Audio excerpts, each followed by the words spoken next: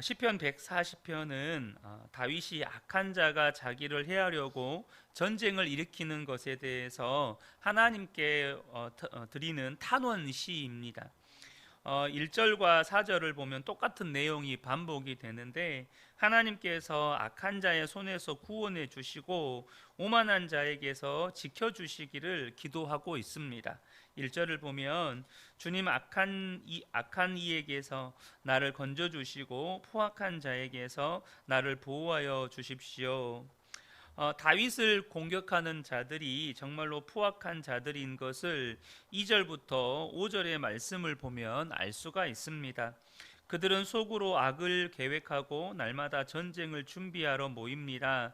뱀처럼 날카롭게 혀를 펴린 그들은 입술 아래에는 독사의 독을 품고 있습니다.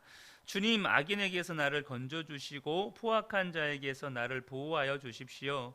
그들이 나를 밀어서 넘어뜨리려 합니다. 오만한 사람들이 나를 해치려고 몰래 덫과 올가미를 놓고 길목에는 그물을 치고 나를 빠뜨리려고 함정을 팠습니다. 이런 상황에 부딪히게 되면 누구나 다 두려워할 것입니다. 다윗이 그런 상황에서 하나님께 기도를 하고 있는 것이죠. 그런 상황에서 하나님께 기도하는 것 자체가 우리에게 매우 중요한 영적인 도전입니다. 6절에 보면 그러나 나는 주님께 아뢰기를 주님은 나의 하나님이십니다. 주님, 나의 애원하는 소리에 귀를 기울여 주십시오 하고 말하였습니다. 실제로 다윗은 전쟁을 통해서 하나님께서 자신을 지켜주시는 체험을 여러 번 했습니다. 7절을 보면 내 구원의 힘이신 주 하나님, 전쟁을 하는 날에 주님께서 내 머리에 투구를 씌워 보호해 주셨습니다. 이렇게 고백하고 있습니다. 우리도 살아가는 동안에 악한 자를 만나는 경험들을 하게 됩니다. 또 앞으로도 그런 악한 사람들을 만날 수 있겠죠. 그때 다윗처럼 우리가 두려워하지 않고 모든 것을 주관하시는 하나님 앞에 의탁하는 이렇게 기도하는 믿음이 저와 여러분에게 있게 되기를 축복합니다. 오늘 이 시편 140편은 우리가 주목해야 할 구절이 있는데요. 그것이 바로 맨 마지막 구절입니다. 다윗이 자신을 해하려고 전쟁을 일으키려는 악한 자들을 대해서 하나님께 이렇게 탄원의 기도를 드리면서 맨 마지막에 아주 특별한 고백을 합니다.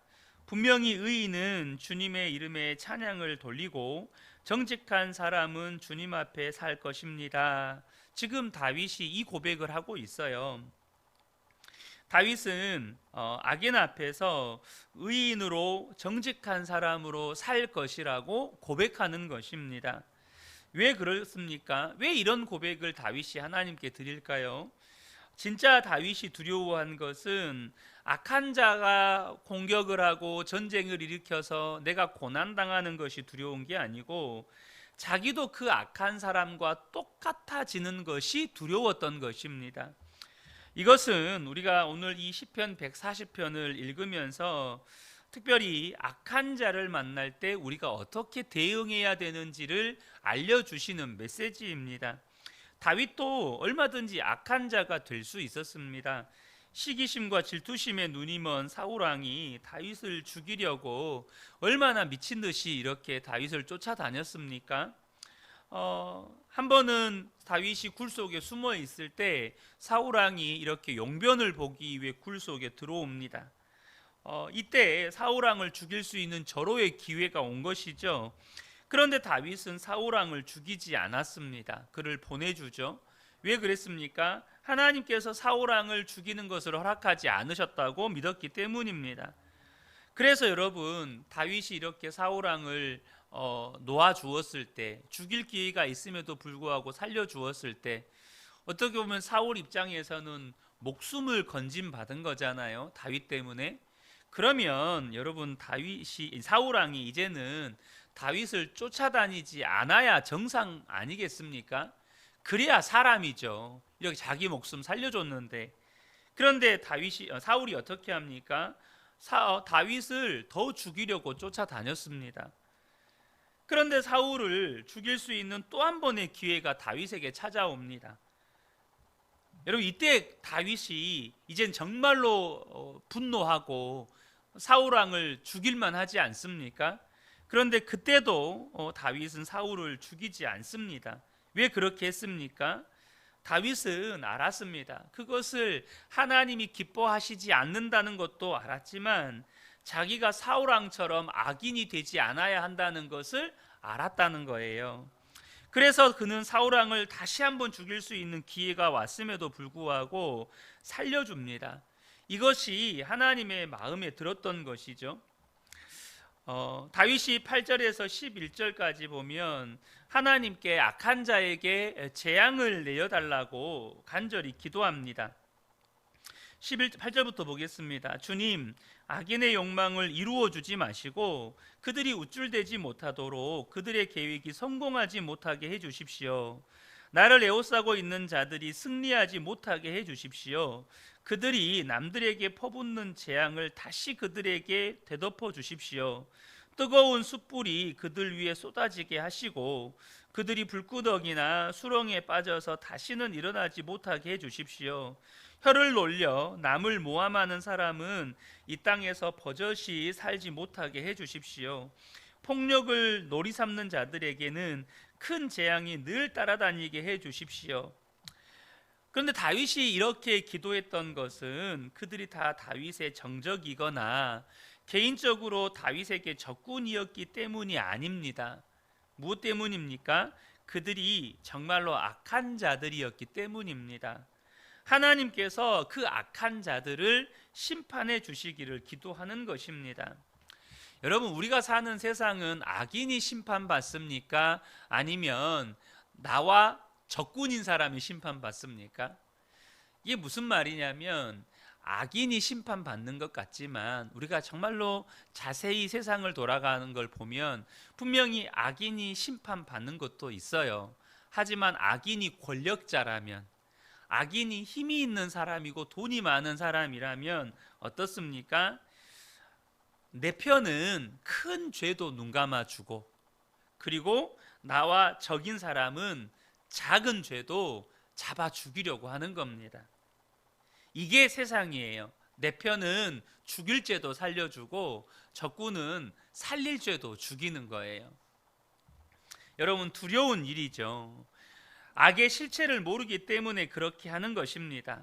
악을 품고 악을 눈 감아주면 그 다음은 패망의 길입니다. 만약에 13절에 다윗이 의인과 정직한 자가 의인과 정직한 자가 되게 해달라는 기도가 없었다면 사실 이 시편 140편은 그저 자신에게 개인적으로 적군인 사람, 자신을 개인적으로 반대하는 사람, 자신을 개인적으로 대적하는 사람에 대한 저주 기도에 불과합니다. 그런데 이 시편 140편의 이 마지막 절, 이 13절을 보면 진실로 의인들이 주의 이름에 감사하며 정직한 자들이 주의 앞에서 살리이다. 진실로 정직하고 진실한 자들은 하나님 앞에서 복을 받게 해주시고 악한 자들은 하나님 벌을 받게 해주십시오. 이게 무슨 말입니까? 자신은 하나님 앞에서 그럼에도 불구하고 정직하고 진실한 자로 살겠다는 거예요. 지금 악한 자들이 자신을 죽이기 위해서 전쟁을 일으키고 해하려 하고 있는 그 상황 가운데서도 자기는 정직한 자로 살겠다는 거예요. 하지만 악한 자는 하나님 심판해 주십시오. 이런 기도인 것입니다. 그가 자기에게 대적하는 자냐 아니냐가 기준이 아니었어요. 다윗이 정말로 싫어했던 것은 악함, 악 그 자체였다는 것입니다. 우리는 종종 교회 안에서 다툼이 일어나는 것을 보거나 듣게 됩니다. 그런 모습을 보면 신앙에 회의가 들기도 하고 마음이 무너지기도 하죠.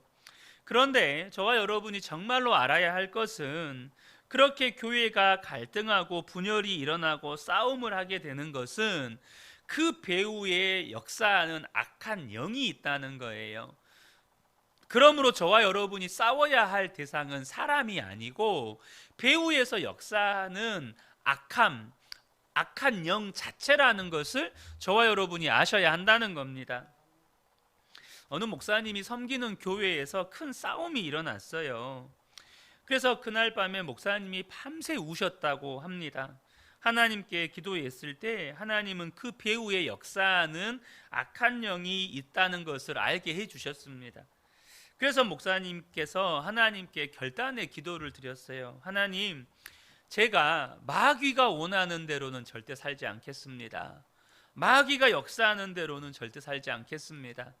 그런데 그 다음날 성도들이 찾아왔어요. 몇몇 성도들이 찾아와서 하는 말이, 목사님, 저희들은 목사님 편입니다. 목사님, 절대 여기서 약해지시면 안 됩니다. 목사님, 그 사람들은 다 교회에서 쫓아내야 됩니다. 그래야 우리 교회가 살 수 있습니다. 목사님, 흔들리지 마세요. 우리가 있잖아요. 여러분 어떻습니까? 당장 목사인 제가 그 목사님이라면 그 성도님들의 말에 큰 힘을 얻었을 것 같아요. 그런데 여러분, 목사님도 정말 감동받았을 뻔했대요. 얼마나 그분들의 말이 위로가 되고 힘이 되는지. 하지만 그날 밤에 하나님께서 영적인 분별을 주시지 않았다면 그 사람들이 오히려 든든하게 느껴지고 그 사람들을 의지하게 될 뻔했다는 거예요. 그런데 하나님께서 그날 목사님 편이라고 말하는 그 성도들 마음 안에 악함이 역사하고 있다는 것을 보게 된 거예요. 목사님, 그 성도들, 그 사람들 다 쫓아내야 됩니다. 그래야 우리 교회가 섭니다. 목사님은 그분들에게 아무 말하지 않고 정말로 나를 위하신다면 계속해서 기도만 해 주십시오. 그렇게 부탁을 드리셨대요. 그리고 목사님도 3개월 동안 교회를 위해서 간절히 기도를 하셨다고 합니다. 3개월이 지나고 난 다음에 그렇게 다투고 싸움이 난 성도들 사이에 미움과 다툼이 사라지고 있다는 것을 느끼셨대요. 그리고 난 다음에 장로님들과 함께 우리 교회가 어떻게 나아가야 할지에 대해서 회의를 하는 시간을 가졌는데, 밤늦은 시간까지 교회가 나아가야 할 방향을 정하게 되고 이후로 교회 안에 부흥의 역사가 있었다는 거예요. 여러분, 내 편이냐 상대편이냐가 중요하지 않습니다. 정말로 우리 안에 잘못된 그릇된 신앙의 태도가 뭐냐면, 내 편은 다 좋은 사람, 상대편은 다 나쁜 사람, 이렇게 편가르기를 하고 있다는 것 자체가 내 안에 이미 악이 있다는 거예요. 여러분, 교회 안에는요, 주님 편밖에 없어야 돼요. 내 편이 있고 남편이 있으면 안 되고 오직 주님 편만 있어야 돼요. 오직 예수님 안에서 우리가 하나가 되어야 한다는 겁니다. 절대 상대편, 남의 편이 있으면 안 된다는 거예요. 여러분, 이것이 악이냐 아니냐가 중요합니다. 그러면 여러분, 악한 자를 이기는 방법이 뭐겠습니까? 내가 의인이 되는 겁니다. 내가 정직한 사람이 되는 거예요. 악한 자로부터 말할 수 없는 핍박을 당하던 베드로 사도가 이런 권고를 간곡히 권면을 합니다. 베드로후서 3장 9절에서 14절을 보면, 주의 약속은 어떤 이들이 더디다고 생각하는 것 같이 더딘 것이 아니라 오직 주께서는 너희를 대하여 오래 참으사 아무도 멸망하지 아니하고 다 회개하기에 이르기를 원하시느니라. 그러나 주의 날이 도둑같이 오리니 그날에는 하늘이 큰 소리로 떠나가고 물질이 뜨거운 불에 풀어지고 땅과 그 중에 있는 모든 일이 드러나리로다. 정말 주님의 심판의 날에 이런 일이 있는 거죠. 11절에 보면, 너희가 어떤 사람이 되어야 마땅하냐?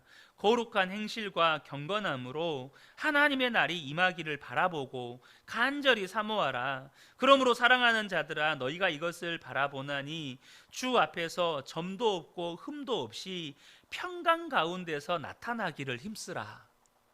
여러분, 뭐가 필요한 겁니까? 정말로 주님이 오시는 그날에, 모든 인류가 심판받는 그날에 저와 여러분이 주님 앞에서 점도 없고 흠도 없이 평강 가운데 담대하게 설 수 있는 사람으로 준비되는 게 필요하다는 겁니다.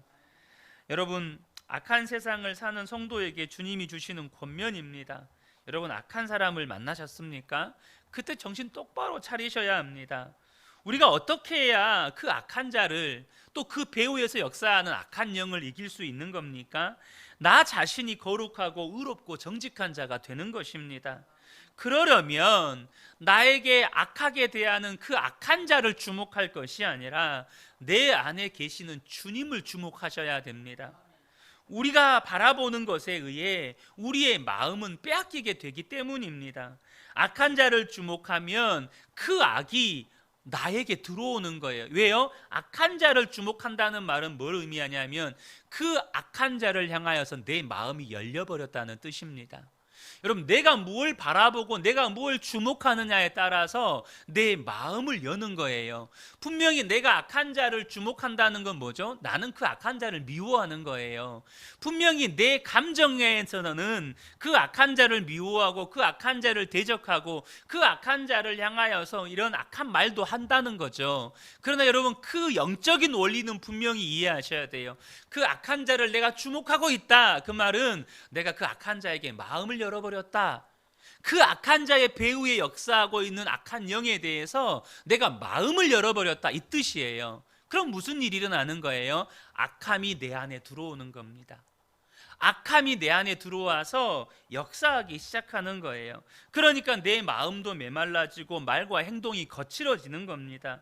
어떤 분은 그렇게 말해요. 나는 괜찮은 사람인데, 나는 성정이 원래 유순한 사람인데, 나는 진짜 순진한 순박한 사람인데 내가 환경 때문에 이렇게 됐다고, 환경 때문에 이렇게 됐다고 말을 해요. 여러분, 그거는 절대 성경적인 이야기가 아닙니다. 여러분, 분명히 사람은 환경에 영향을 받습니다. 여러분, 환경 때문에 그렇게 되었다면 요셉도 악한 사람이 되어야 되고요, 다니엘도 악한 사람이 되어야 되고, 또 다윗도 악한 사람이 되어야 합니다. 사도 바울 말할 것도 없어요. 사도 바울은 어쩌면 이 로마를 향한 여러분 그 독립운동자 돼야 돼요.